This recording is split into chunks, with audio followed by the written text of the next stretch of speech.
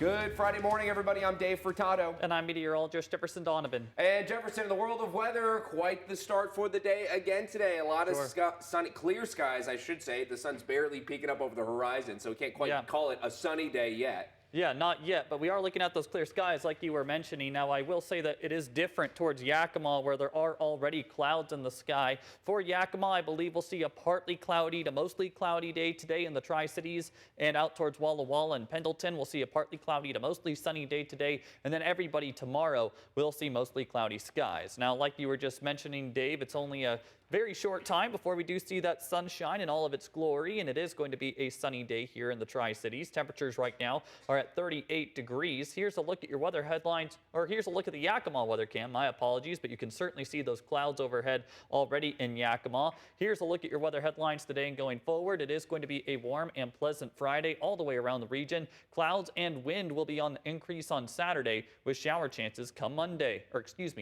and Monday, beg your pardon. I'll break down your full weather forecast coming up. Thanks, Jefferson. We begin this morning in Adams County. Recently, the Washington State Auditor's Office released a report looking into finances at several small towns. Many of them had issues, including one community that's 45 minutes north of the Tri-Cities. KEPR's Aidan Whitaker visited the community of Hatton to learn more and has the details. Located in the southern part of rural Adams County, the town of Hatton only has a population of about 200 people, but that didn't stop the misappropriation of almost $80,000, including a missing piece of equipment worth around $30,000. I was the clerk, so in between myself and Jared, there was another girl that was there for like 3 months. Amanda Westfall is the former town clerk who sounded the alarm after she returned to help manage finances within the town. She didn't want to be directly on camera, but she did sit down with me to explain what happened. When she left, Jared stepped in, and yeah, he was the one who became the clerk for 2 years.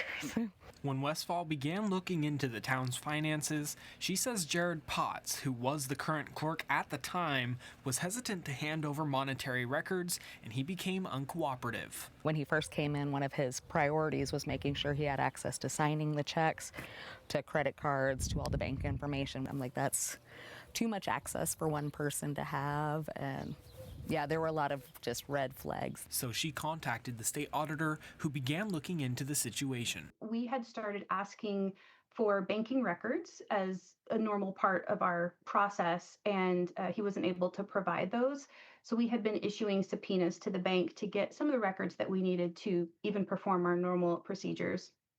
We ultimately found a multi-scheme approach. So that means that the subject had more than one scheme. In this case, it was payroll, disbursements, credit cards, and then again with that equipment. Ultimately, Potts resigned from his position during the auditor's investigation. All in all, $72,119 were found to have been misappropriated, but another $144,000 in transactions were labeled by the auditor's office as questionable. The state auditor's office says that there still aren't adequate precautions in place to prevent this from happening again. Reporting in Hatton, Aidan Whitaker, Action News. KEPR's Aidan Whitaker, thank you. And the auditor has forwarded their findings to the Adams County Prosecutor's Office for review to determine if charges will be filed. We'll continue to follow the story and bring you more information as we get it. Switching gears this morning, the Storytime Bookshop in Kennewick is looking to launch a $15,000 fund to expand their programming. Their goal is to provide kids in rural areas access to books in the classroom they might not be able to find in the library. One of the owners of the nonprofit says that kids come in and can't believe they get a book for free the first time. They spend their time going through the bookshelf and they really choose something that they will just love. And my favorite thing is to see a kid just hug a book and say, "Oh, I can't wait to go home and read." Each person who decides to contribute to the bookstore will receive 20% of that back in store credit. This could be used on books, classes, seasonal camp, photography sessions, and more.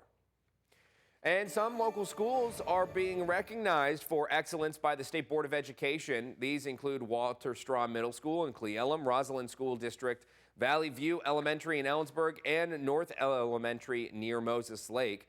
Heading down the I-82 corridor, Gilbert Elementary in the Yakima School District, Tanum, Cottonwood, and Wide Hollow Elementary in West Valley, along with Natchez Valley Elementary and Middle School. Sadis Elementary in Wapato was also recognized, along with their district's high school. Hera Elementary and White Swan High School represent the Mount Adams School District, and Toppenish High School was also recognized. Additionally, Chief Kamaikan and Washington Elementary Schools in Sunnyside are also on the list. Congratulations to all of these schools. And the farmers market in Pasco is back, and you might see a slight change in vendors. You should see between 30 and 35 vendors this weekend, but that number will change each month. There will be plenty of variety, and anywhere from 75 to 85 will be at the market at different times. Of course, there will be fresh produce, baked goods, coffee, and crafts, along with live music every month starting in June. It's one thing that I think we've done a really good job of is making sure that the vendors who are on site are ones that are creating their own things. We're not picking stuff up, on the cheap and then trying to resell it to people. It's all stuff that they've created themselves, which I think adds a unique aspect to the farmers market. Now, the Pasco Farmers Market is in downtown every Saturday from 9 a.m. to 1 p.m. And on June 14th is Kids Day with fun activities like inflatables and face painting.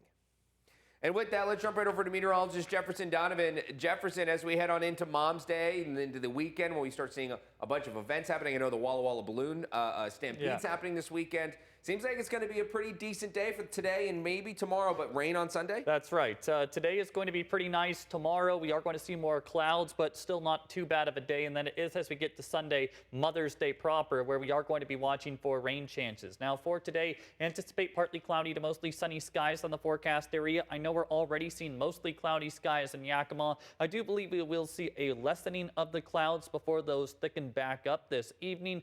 Again, partly cloudy to mostly sunny for most of us with pretty warm temperatures today. We'll talk about what your full extended forecast through the weekend is looking like coming up. Thanks.